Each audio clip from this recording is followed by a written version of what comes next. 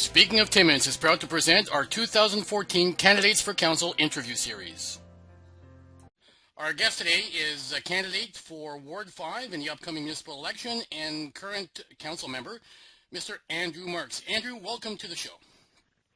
Thank you very much, Mr. Rock. How are you today? I'm doing very well. Could you please tell us a little bit about yourself and perhaps some of the highlights of your 4 years on council?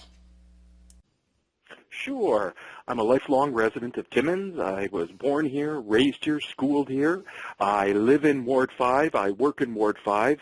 What happens in Ward 5 affects me and my family directly. So I'm a very proud Timmins resident, and it's been an honor for me to be a sitting city councilor this past 4 years.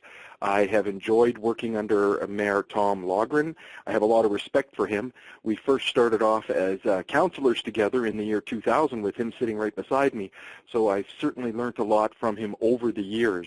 This past 4 years of being a city councilor has been certainly a time of change going on within our city.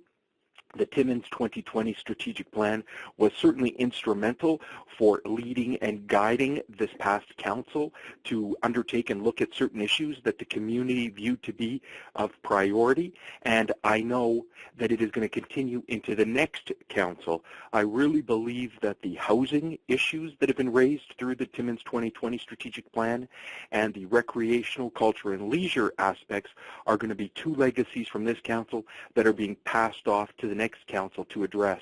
And I'm hoping that we really have a true community debate, discussion, and dialogue about those key issues, because there can be some hefty price tags associated with them, but they're absolutely crucial to how we develop as a community moving forward. What do you believe should be the top 2 or 3 priorities for the new council? You know, right off the top of my head, the very first one is keeping taxes in check. We only have one funding unit for the City of Timmins operation, and that's the taxpayers. We have to respect the taxpayer, and we have to account for every single penny that we receive. Can we do it better? Absolutely. We need to be more efficient in our operations, and one very small example of that can be just making sure that garbage is picked up in a timely manner so we don't have to send back a second truck. That's one way to look after some of the pennies. Taxes are what allows the city to run. It's what allows the city departments to operate, and we have to make sure that we're accounting for every single penny.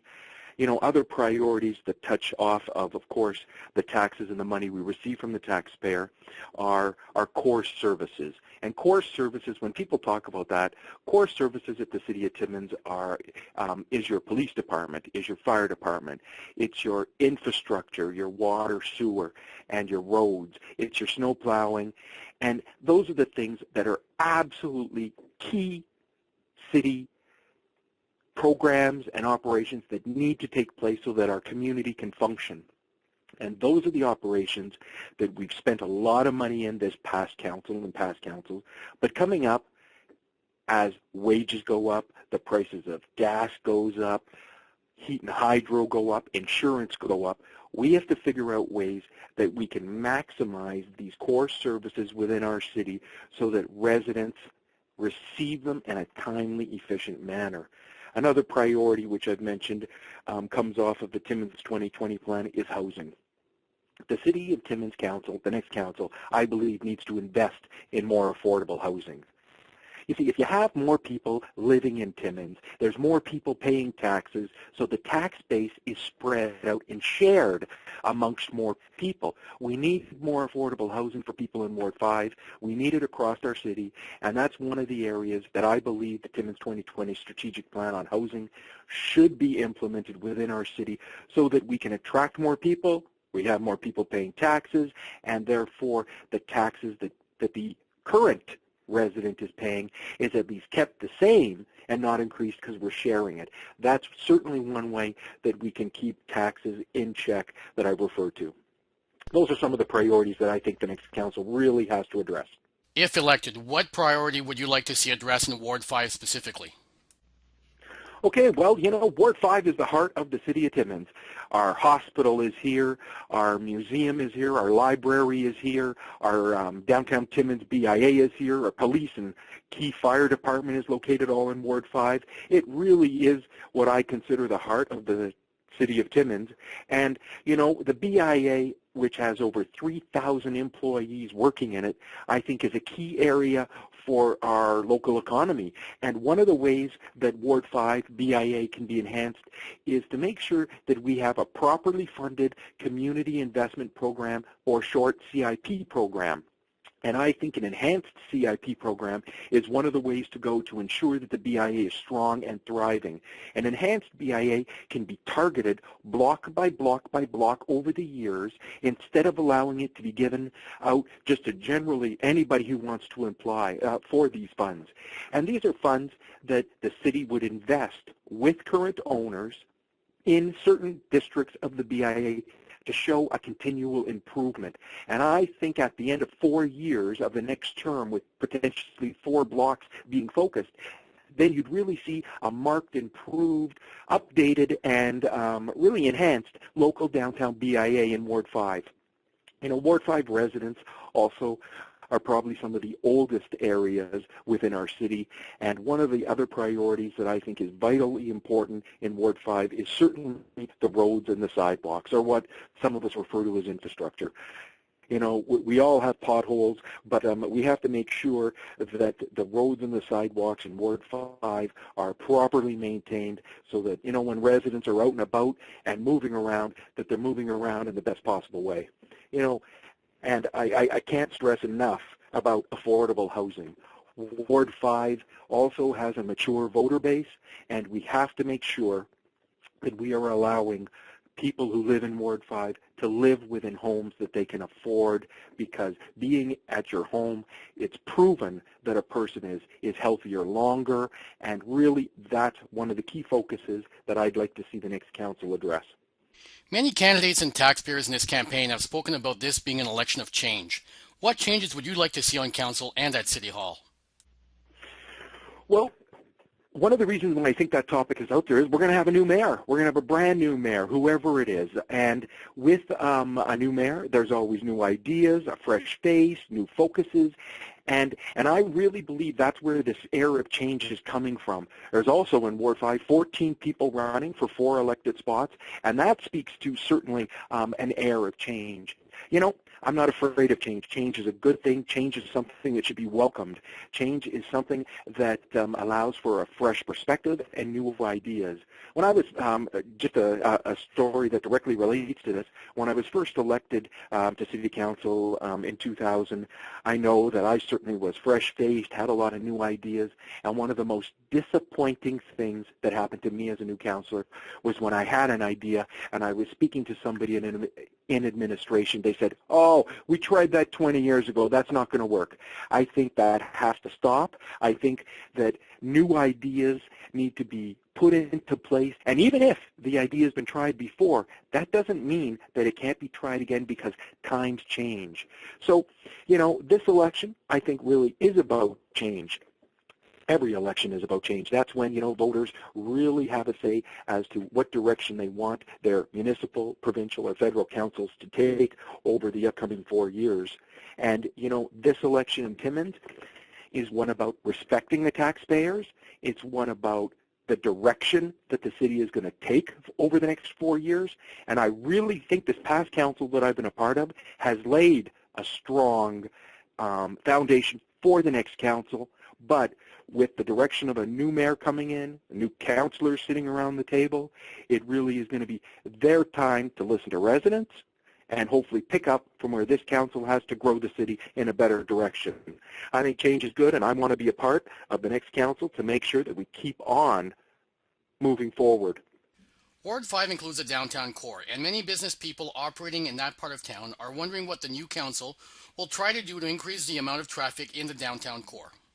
Well, as I mentioned, Ward 5, really is being the heart of our community and being in a important place where it includes our downtown core, which includes 3,000 employees that work here. It first should be a place that those 3,000 employees want to come to and can absolutely utilize the services and stores that they want. That's the first thing, and that's where the Downtown Timmins Urban Market and Urban Park really were first started off to address the people that work within the Downtown Timmins area. And it's grown from there so that other residents can come in and enjoy the festivities that take place, of course, over the summer. But the downtown core really does need to be enhanced. It is the lifeblood of small business, and small business is where economies thrive. That's a noted fact right across the province. That's why at the municipal level, one of the things we can do is, again, we can support the community investment program, which is allowing business owners to update their facades, to make improvements at ways that the city can support and help them out. And that's one of the ways I think in our BIA we should target specific blocks so that people see the advancement happening, almost like creeping down 3rd Avenue. Another thing that the city needs to do, the city needs to work with the Downtown Timmins BIA to ensure that some of the flower beds are removed from our parking spots. That will allow for easier snow plowing in the winter, but it will also allow for the much-needed parking that's required in downtown Timmins. And, of course, the infrastructure of the lights, which was the traffic lights, which was worked on this past summer, next year will be finished. Our council next year will need to certainly support the BIA throughout that big change of what's happening. But at the end of it, we're going to have traffic lights that work, we're going to have street lights that work, and it's going to be done in a proper way for the BIA. Lastly, I really believe that the city needs to support the Downtown Timmins BIA board in the festivals and events that they plan so that the area can be enhanced for the merchants that exist within the BIA. There's been a good working relationship up until this point. I know that City Council has been supportive of BIA events, but I really do believe that with the Downtown Timmins BIA new strategic plan that they've undertaken, that the City of Timmins get on board to support those specific things and specific events, specific changes, specific enhancements that do have budgetary items attached to them. But the BIA also has a budget that I believe the city should be supporting and they should be working closer together on. You know, a strong downtown Timmins, which is in the City of Timmins mandate to make sure that they do provide, is something that everybody needs to be working towards. And a strong BIA allows for a strong core of the City of Timmins. Absolutely essential to how we proceed as a community. Now it's time for our rapid fire questions, where we get to know the candidates a little better outside of their political opinions. What 3 living individuals that you have never met would you like to go out for dinner with? This is an excellent question. You know, when it comes down to it, I've been giving it a lot of thought, and the first person that comes to mind is Canadian astronaut Chris Hadfield. I have so much respect for him as an individual, but as a Canadian, he truly represented us well. He took on a major leadership role as captain of the space station, and I think he exemplifies the very best in Canadian traits and qualities that we can all aspire to. I have a lot of respect for him, and I think sitting down with him over dinner, the stories he could tell about being up there and viewing our little planet in this big cosmos. The second person kind of goes to the musical side of me, but it's Tony Bennett. What a character I believe he is, right from the Rat Pack days of old. The stories he could tell, the people he's met within the industry that has scoped and spanned, I believe, well over 60 years. I think some of the stories he could tell over dinner would be absolutely great. I would love to sit down and have dinner with him. The third is Bishop Desmond Tutu. You know, when I think of a living humanitarian, a living example of goodness and greatness, it really does, it is exemplified in him with the struggles and the strife that he personally has undertaken, but also with the people that were his peers, people like Nelson Mandela. to sit down and have a discussion with him about the world leaders that he's influenced, the world leaders he's visited, and also how he has seen change take place from day one to where we are today and where we need to go. I think he'd be an excellent, excellent, excellent dinner guest. What book should every person read in their lifetime? The book that everyone should read in their lifetime is The Old Man and the Sea by Ernest Hemingway. I've read this book twice, and why I went back to it a second time, it was when I was going through some personal struggle, but this book exemplifies the very best in mankind. It really is the struggle of man against himself, man against nature, man against his God, but really what comes through in this book is if one perseveres, if one fully reaches down deep within themselves, they can accomplish what some would consider impossible. So highly recommend this book, and I think it can apply to everyone when they, if and when they read it. What has been your favorite travel destination? I had the opportunity in grade 13 to travel to Europe. It was a great opportunity to see a part of the world that I'd never visited. And we went in February and March, so a cool time to visit places like Paris and Venice. So not the top places that the question refers to. But on this trip, we also had an opportunity to visit some northern European cities, and I would have to say that the favorite travel destinations that I've had up to this point in my life would be Bern, Switzerland, and Prague, Czechoslovakia. Two absolutely beautiful, ancient, historical cities, and at this time of the year, they, being, around the late February, early March timeframe, they absolutely were beautiful within their countries, and it was an awesome learning opportunity and an excellent travel destination. What one or two items would people be surprised to see on your bucket list? Well, I don't have a formal bucket list, but these are two items that are that can be considered a little out there. But the first one would be, being a northerner, Northern Ontario, being from Canada, I really, really, really want to visit the North Pole. I know it would be a struggle, but I think that comes back to almost my favorite book choice, where you got to challenge yourself. You got to really dig deep to do something in the way of pushing your boundaries. So I'd like to visit the North Pole, that being one of them.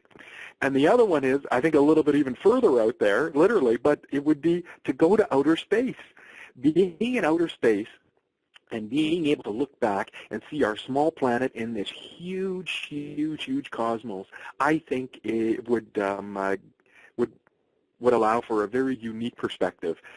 Sometimes we think of ourselves as the core of everything, but I think we're just a small, infinitesimal part of things.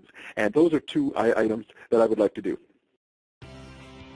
And that concludes this episode of the 2014 Candidates for Council interview series presented by Speaking of Timmins.